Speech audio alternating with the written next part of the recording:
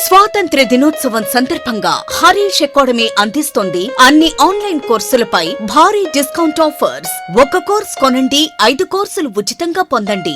Group 1, 2, 3, 4 and SI, PC 6 కోర్సులు కలిగి ఉన్న కాంబో ప్యాక్ ఇప్పుడు కేవలం 2000 రూపాయలు మాత్రమే. వ్యాలిడిటీ 1 సంవత్సరం. హిస్టరీ, పాలిటీ, ఎకానమీ వంటి సింగిల్ సబ్జెక్ట్ ఏదైనా 500 రూపాయలు మాత్రమే. వ్యాలిడిటీ 6 నెలలు. అన్ని పోటీ పరీక్షలకు 10,000కు పైగా ప్రశ్నలు కలిగిన టెస్ట్ సిరీస్ 99 రూపాయలు మాత్రమే. ఈ ఆఫర్ ఆగస్టు 10 నుండి ఆగస్టు 17 వరకు మాత్రమే. ఈ బంపర్ ఆఫర్ మిస్ చేసుకోకండి. లెజెండరీ ఫ్యాకల్టీచే ఖచ్చితంగా జాబ్ సాధించే విధంగా రూపొందించబడిన ఆన్లైన్ క్లాసెస్. వెంటనే గూగుల్ ప్లే స్టోర్ నుండి హరీష్ అకాడమీ యాప్ ను డౌన్లోడ్ చేసుకోండి. జాబ్ సాధించండి. Harish, the best academy. Phone number 8341116915.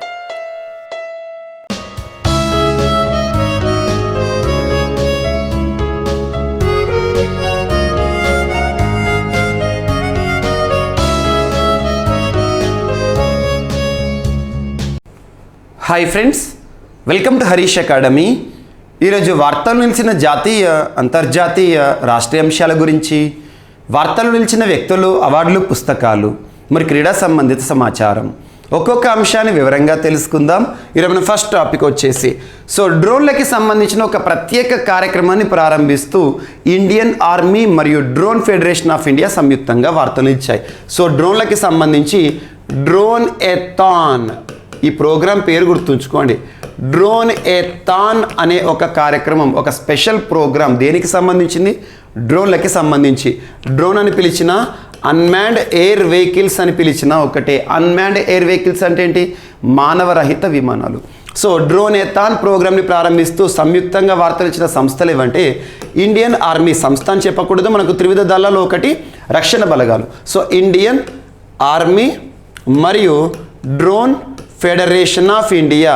త్రివిధ దళాల్లో ఒకటి మనకు సెక్యూరిటీకి సంబంధించి Indian army, at the same time డ్రోన్లకి సంబంధించిన concerned organization that is working in India, drone federation of India. దీని యొక్క హెడ్ క్వార్టర్ వచ్చేసి న్యూఢిల్లీ ప్రధాన కేంద్రంగా పనిచేస్తున్న డ్రోన్ ఫెడరేషన్ ఆఫ్ ఇండియా మరియు ఇండియన్ ఆర్మీ వారు సంయుక్తంగా ప్రారంభించిన ఒక కార్యక్రమం, ఒక స్పెషల్ ప్రోగ్రామే డ్రోన్ ఎథాన్. దేనికి సంబంధించి? డ్రోన్లకి సంబంధించి.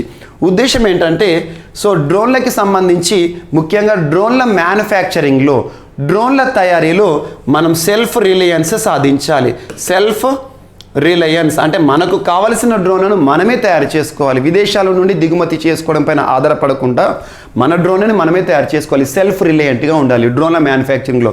అందులోనూ ఆర్మీకి అవసరమైన, రక్షణ బలగాలకు అవసరమైన డ్రోన్లను మనమే తయారు చేసుకునే స్టేజ్కి మనం ఎదగాలి అని చెప్పేసి ప్రత్యేకంగా ఒక ఛాలెంజ్ అని గుర్తుంచుకోండి. ఒక కార్యక్రమాన్ని ప్రారంభించారు, డ్రోన్ ఎథాన్. ఎవరు ప్రారంభించారు? Indian army and drone federation of India అని గుర్తుంచుకోండి. Very very important. ఇక డ్రోన్లకి సంబంధించి తరచూ మనం ఏదో ఒక అంశాన్ని డిస్కస్ చేయడం జరుగుతుంది. లాస్ట్ 1 వీక్ బ్యాక్ వరుణ అనే ఒక డ్రోన్ యొక్క ప్రత్యేకతలను డిస్కస్ చేయడం జరిగింది. Varuna drone very very important. Human passenger drone అని చెప్పేసి నరేంద్ర మోదీ గారి చేతుల మీదుగా ప్రారంభించబడిన వరుణ డ్రోన్ ప్రస్తుతం ఇండియన్ నేవీలో సేవల కోసం ఉద్దేశించడం జరిగింది. వరుణ పైన క్వశ్చన్ రావచ్చు. సాగర్ డిఫెన్స్, పూణే కేంద్రంగా పనిచేసిన సాగర్ డిఫెన్స్ వారు తయారు చేసిన వరుణ డ్రోనే కావచ్చు. అండ్ ఇటీవల డ్రోన్ల పైన మనం ఆధారపడడం అనేది పెరుగుతూ వస్తుంది. The dependency on drones is increasing now A days. ప్రతిరోజు కూడా మనం అబ్జర్వ్ చేస్తూ ఉంటే డ్రోన్ల పైన ఆధారపడడం అనేది పెరుగుతూ వస్తుంది. అందుకోసం డ్రోన్లకి సులభతరమైన అనుమతులు ఇవ్వడానికి కరోనా సమయంలో భారత ప్రభుత్వం ఒక ప్రత్యేక పోర్టల్నే ప్రారంభించింది, గరుడ్. ఇవి కొన్ని గుర్తుంచుకోండి.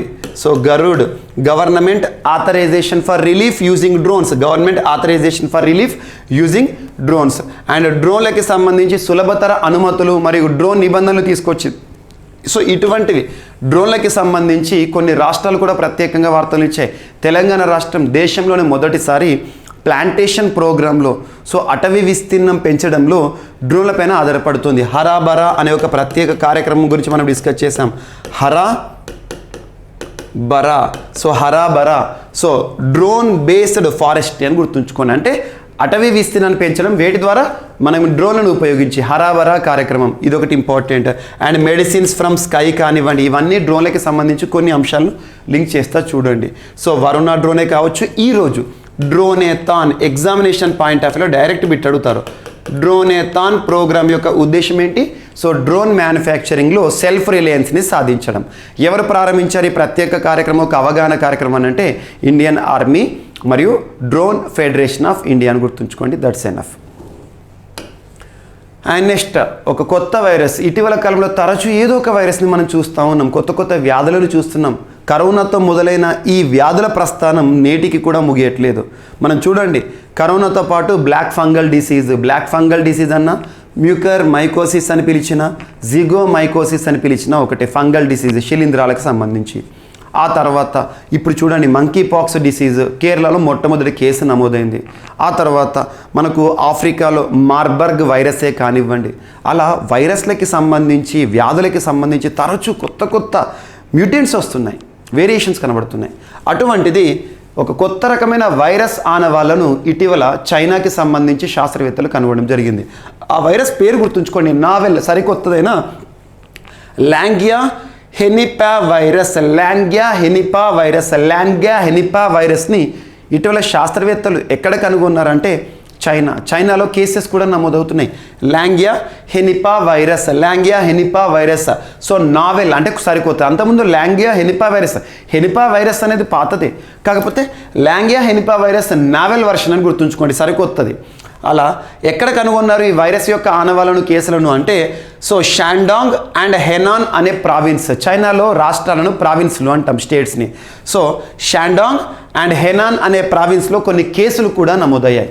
సో ఇది ఫ్యాటల్ డిసీజ్ అంటే ఈ వ్యాధి బారిన పడ్డవారు చనిపోయే అవకాశాలు కూడా ఉంటాయి.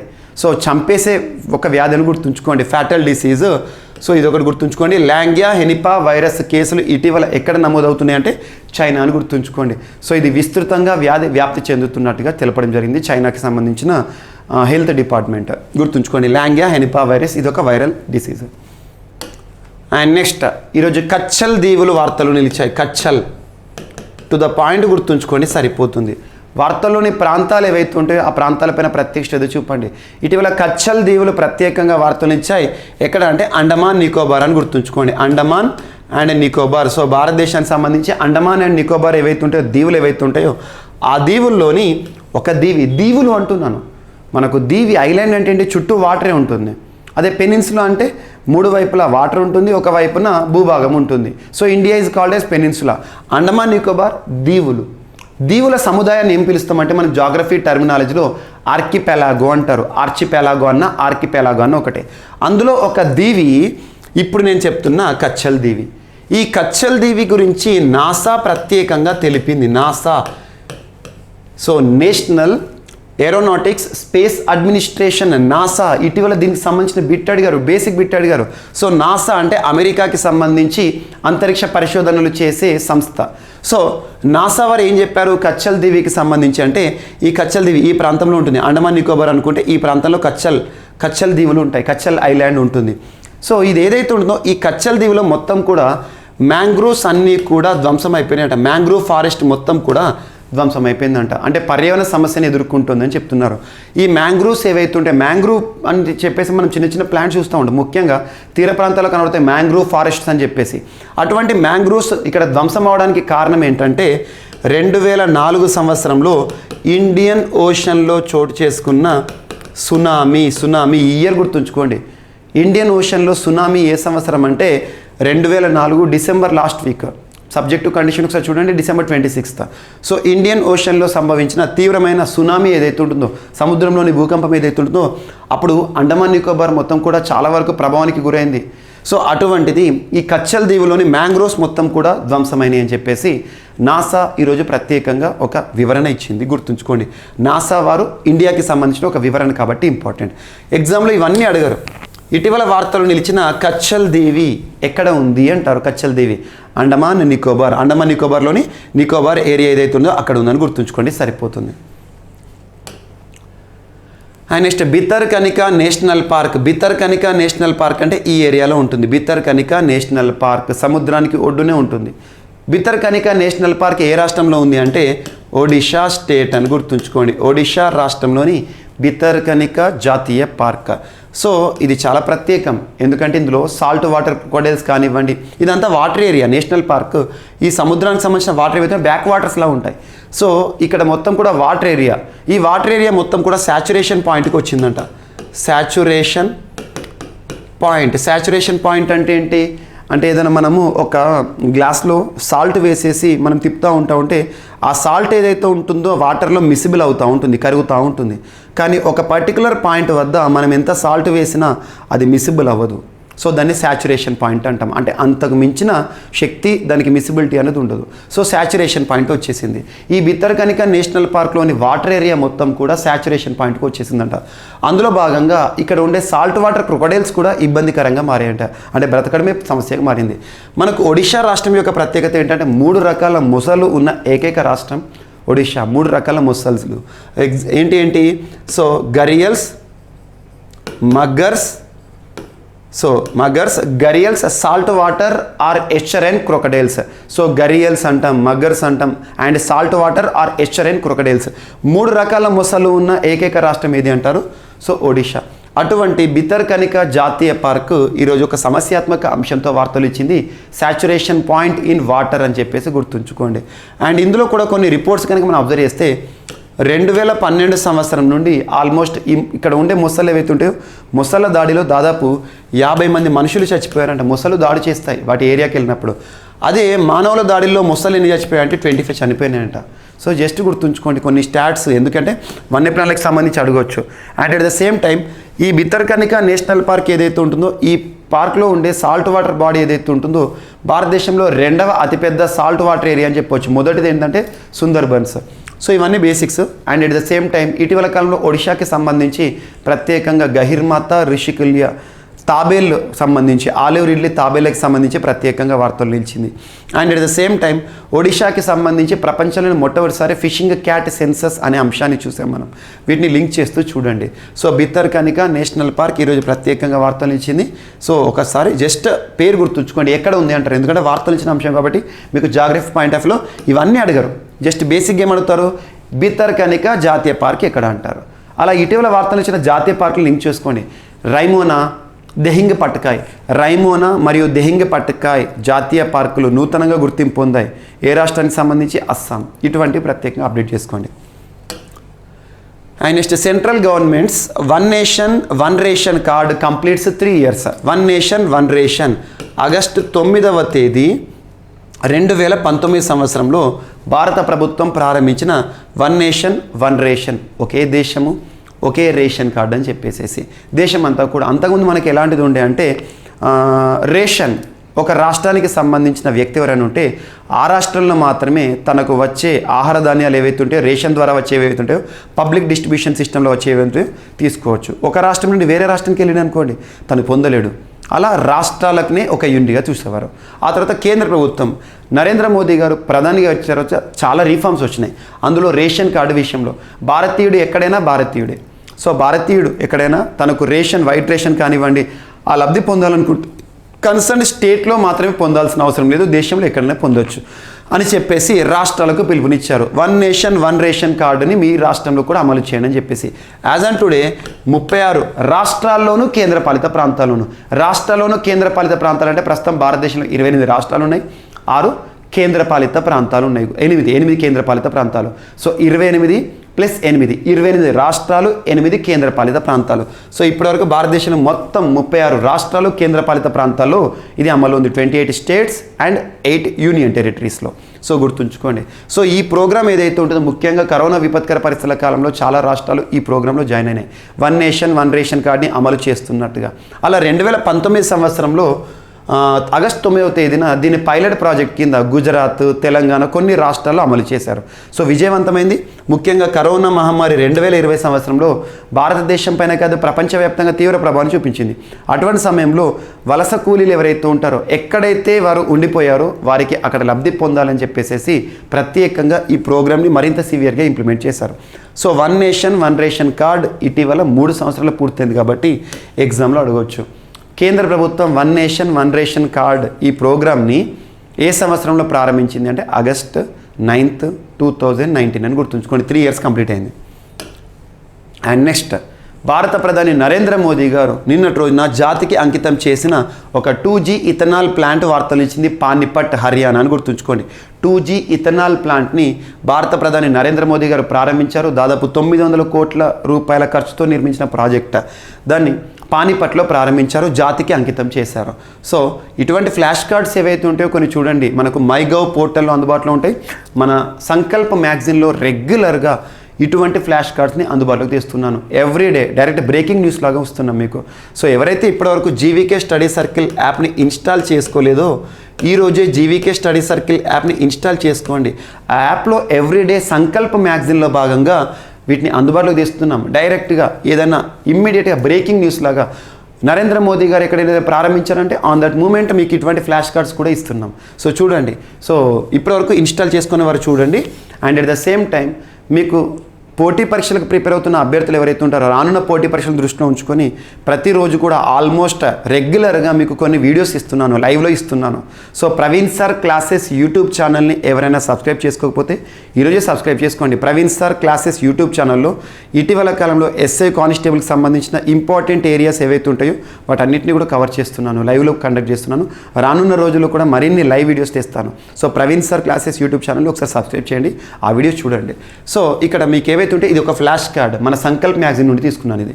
సో ప్రధానమంత్రి నరేంద్ర మోదీ గారు నిన్నటి రోజున పానిపట్ హర్యానా రాష్ట్రంలోని పానిపట్ వద్ద 2G ఇథనాల్ ప్లాంట్ని ఆవిష్కరించడం జరిగింది, జాతికి అంకితం చేయడం జరిగింది.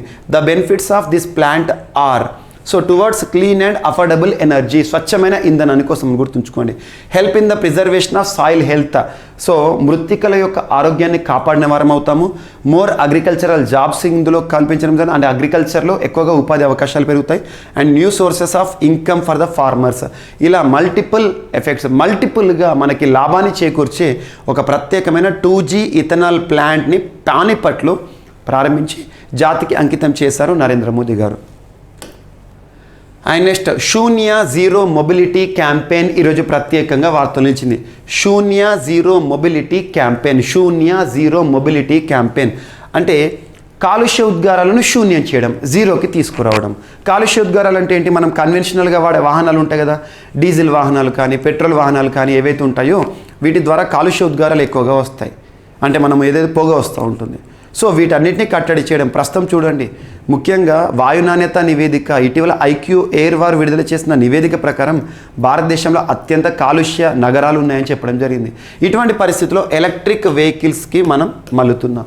అలాంటి ఎలక్ట్రిక్ వెహికల్స్ పట్ల అవగాహన కల్పించడంలో భాగంగా శూన్య జీరో మొబిలిటీ క్యాంపెయిన్ ప్రారంభించడం జరిగింది. ఈ ప్రోగ్రామ్ యొక్క ఉద్దేశం ఏంటంటే క్విజ్ కండక్ట్ చేస్తున్నారు ఎవరైతే ఉంటారో యాప్ ద్వారా మైగవ్ పోర్టల్లో. And at the same time దేశవ్యాప్తంగా శూన్య జీరో, సో జీరో ఎమిషన్స్ ఉండాలి అని చెప్పేసి ఎలక్ట్రిక్ వాహనాల పట్ల అవగాహన కల్పిస్తున్నారు.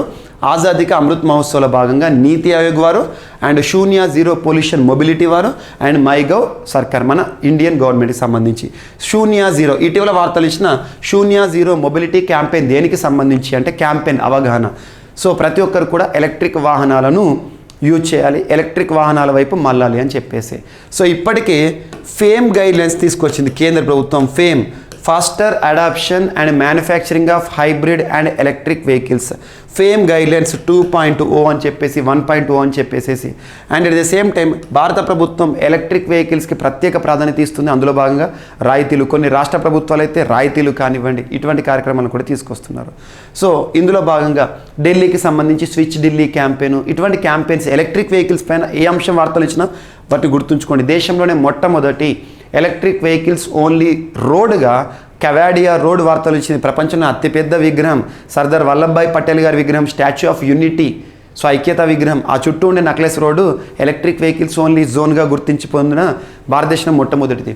అండ్ భారతదేశంలోనే అతిపెద్ద electric vehicle charging station Gurugram హర్యానాలో ఏర్పాటు చేయడం జరిగింది. వీటన్నిటిని లింక్ చేస్తూ చూడండి. అండ్ యోగి ఆదిత్యనాథ్ గారు ఉత్తరప్రదేశ్ రాష్ట్రానికి సంబంధించి ఒక ప్రత్యేకమైన కార్యక్రమాన్ని ప్రారంభించారు. అదే రేడియో జైఘోష్, రేడియో జైఘోష్. సో రేడియోల ద్వారా అండ్ రేడియో సెంటర్స్ ఏవైతే ఉంటాయో రేడియోల ద్వారా ప్రజలందరూ కూడా ఆజాదీ కా అమృత్ మహోత్సవ్లో భాగంగా ప్రచారం చేసే కార్యక్రమం. దేనిపైన అంటే to mark Kakori train action anniversary. Kakori conspiracy అని చెప్పేసి మనం హిస్టరీలో నేర్చుకుంటాం. కాకోరీ కాన్స్పిరసీ ఏ తేదీన జరిగిందంటే 9th August 1925 ఒక ట్రైన్ దుర్ఘటన. కాకోరీ ట్రైన్ సంబంధించి దాన్ని మార్క్ చేస్తూ, దాన్ని కమమరేట్ చేస్తూ రేడియో జైఘోష్ అనే ఒక ప్రత్యేకమైన అవగాహన కార్యక్రమాన్ని ఏ రాష్ట్ర ప్రభుత్వం ప్రారంభించింది అంటే ఉత్తరప్రదేశ్ రాష్ట్రం. సో రేడియోల ద్వారా ఆజాదీ కా అమృత్ మహోత్సవ్కి మరింత ప్రచారాన్ని కల్పిస్తున్న రాష్ట్రంగా ఉత్తరప్రదేశ్ వార్తల్లోకి వచ్చింది. గుర్తుంచుకోండి, ఉత్తరప్రదేశ్ రాష్ట్రానికి ప్రత్యేక ప్రాధాన్యత ఇవ్వండి. ఇటీవల ఉత్తరప్రదేశ్ రాష్ట్రంలో ఎన్నికలు ముగిశాయి, సార్వత్రిక ఎన్నికలు. భారతదేశంలోనే అత్యధిక అసెంబ్లీ స్థానాలు ఉన్న రాష్ట్రం ఏదంటే ఉత్తరప్రదేశ్. ఉత్తరప్రదేశ్ సంబంధించి ఇటీవల కాలంలో బుందేల్ఖండ్ ఏరియా కానివ్వండి, కెన్ బెత్వా నదుల అనుసంధానం కానివ్వండి, మధ్యప్రదేశ్ యూపీకి సంబంధించి వీటిని ప్రత్యేకంగా చూడండి.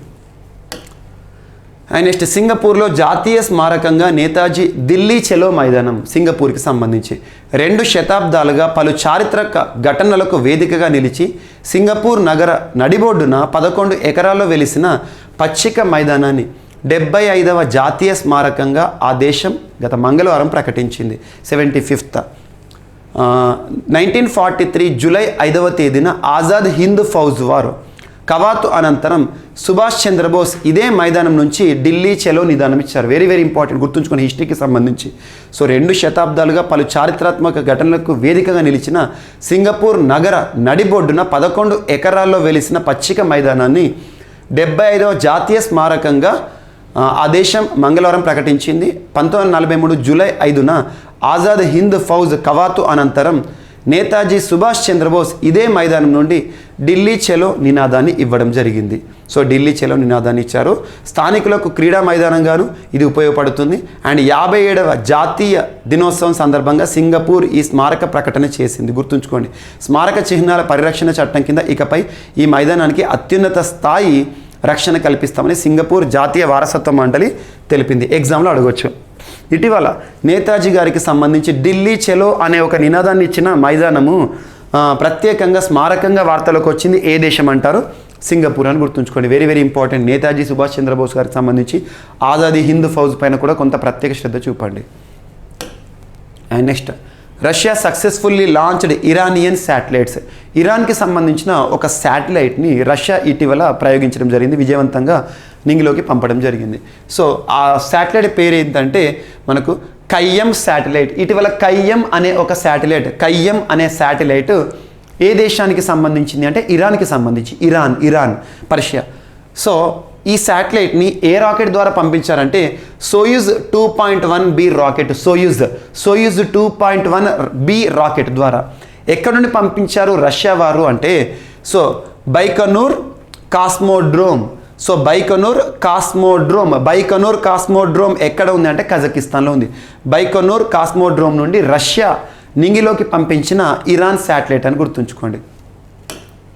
అండ్ నెక్స్ట్, ఈరోజు వార్తల్లో వ్యక్తుల విషయానికి వస్తే మన భారతీయుడు మొట్టమొదటి భారతీయుడిగా ప్రత్యేకంగా వార్తలు ఇచ్చాడు. దేనికి సంబంధించి అంటే వాల్ ఆఫ్ ఫేమ్లో చోటు సంపాదించుకొని అమెరికాకి సంబంధించి. సో అహ్మదాబాద్ యూనివర్సిటీలో ప్రొఫెసర్గా ఉన్న రామదర్ సింగ్ గారు భారతదేశంలో మొట్టమొదటి. So becomes first Indian psychologist. తను సైకాలజిస్ట్, గొప్ప సైకాలజిస్ట్. ఎందుకు గుర్తింపు పొందారంటే యుఎస్ హెరిటేజ్ సంబంధించి, అమెరికాకి సంబంధించి wall of fame. Direct bit గుర్తుంచుకోండి, వివరణ గురించి చూడకండి, కొన్ని బిట్స్ డైరెక్ట్ అడుగుతారు. So US wall of fame, US heritage wall of ఫేమ్లో చోటు సంపాదించుకున్న మొట్టమొదటి ఇండియన్ సైకాలజిస్ట్గా వార్తలు నిలిచిన వారు ఎవరు అంటే అహ్మదాబాద్ యూనివర్సిటీకి చెందిన రామదార్ సింగ్ అని గుర్తుంచుకోండి. That's enough. అండ్ నెక్స్ట్ వచ్చేసి పులిట్జర్ ప్రైజ్ పురస్కార గ్రహీత. సో పులిట్జర్ అవార్డు ఏదైతే ఉంటుందో రచయితలకు ఇస్తారు, ఆథర్స్కి ఇస్తారు. అటువంటిది పులిట్జర్ పురస్కార గ్రహీత, విన్నింగ్ ఆథర్, అమెరికాకి సంబంధించిన ఆథరు, రచయిత. తన పేరు డేవిడ్ మెక్ కల్లోగ్. సో డేవిడ్ మెక్ కల్లోగ్ గారు ఇటీవల మరణిస్తూ వార్తలు ఇచ్చారు వృద్ధాప్య సమస్యలు, అనారోగ్య సమస్యల కారణంగా. అండ్ నెక్స్ట్, సో రూడీ కర్ట్జన్ ఎవరైతే ఉన్నారో తను ఇటీవల మరణిస్తూ వార్తలు ఇచ్చారు. మరణిస్తూ వార్తలు ఇచ్చారు. తను ఒక ఎంపైర్గా famous, cricket umpire. So cricket చూసేవారు ఎవరైతే ఉంటారో మనకు గత 10 years బ్యాక్ క్రికెట్ వీక్షించిన వారు ఎవరైతే ఉంటారో ఇప్పుడు క్రికెట్కి కొంత చూసేవారు తగ్గిపోతున్నారు. ఎందుకంటే ఐపీఎల్, ఎంటర్టైన్మెంట్ ఇటువంటి ప్రోగ్రామ్స్ వల్ల. ఒకప్పుడు క్రికెట్ మ్యాచ్ వచ్చిందంటే ఒక మహాసంగ్రామంలో చూసేవారు రెండు దేశాల మధ్య. అటువంటి 2010 వరకు కూడా రూడీ కట్జన్ అనే ఒక వ్యక్తి, సుపరిచితులైన వ్యక్తి, ఎంపైరింగ్, ఒక గొప్ప ఎంపైర్గా గుర్తింపు పొందిన వ్యక్తి రూడీ కట్జన్ ఇటీవల రహదారి ప్రమాదంలో, రోడ్ యాక్సిడెంట్లో మరణిస్తూ వార్తలు ఇచ్చారు. సో రూడీ కట్జన్ మరణిస్తూ వార్తలు ఇచ్చారు. ఏ రంగంలో తనకంటూ ప్రత్యేక గుర్తింపు అంటే క్రికెట్కి సంబంధించి ఎంపైర్గా, ఇంటర్నేషనల్ ఎంపైర్గా ప్యానెల్లో గుర్తింపు ఉన్న వ్యక్తి. సో ఎంపైర్ అని గుర్తుంచుకోండి. అండ్ నెక్స్ట్ ఈరోజు వార్తలు నిలిచిన వార్తలు ఇచ్చిన మరొక person so Serena Williams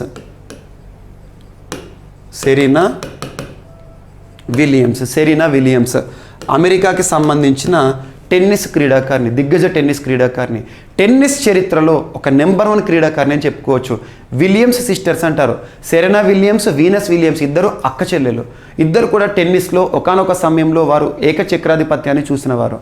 so అటువంటి టెన్నిస్కి సంబంధించిన సంచలనం సెరీనా విలియమ్స్ ఇంటర్నేషనల్ టెన్నిస్ క్రీడకి ఇక వీడుకోలు పలుకుతూ వార్తలు ఇచ్చారు. వీడుకోలు అంటే రిటైర్మెంట్ ఇచ్చారు. 41 years ఆఫ్ ఏజ్, 41 సంవత్సరాల వయసులో టెన్నిస్కి, అంతర్జాతీయ టెన్నిస్ క్రీడకు అధికారికంగా వీడుకోలు పలికారు. అధికారికంగా గత కొన్నేళ్ళుగా ఆడట్లేరు, అలా అని చెప్పేసి రిటైర్మెంట్ కూడా ఇవ్వలేదు. సో నిన్నటి అఫీషియల్గా రిటైర్మెంట్ ప్రకటించారు.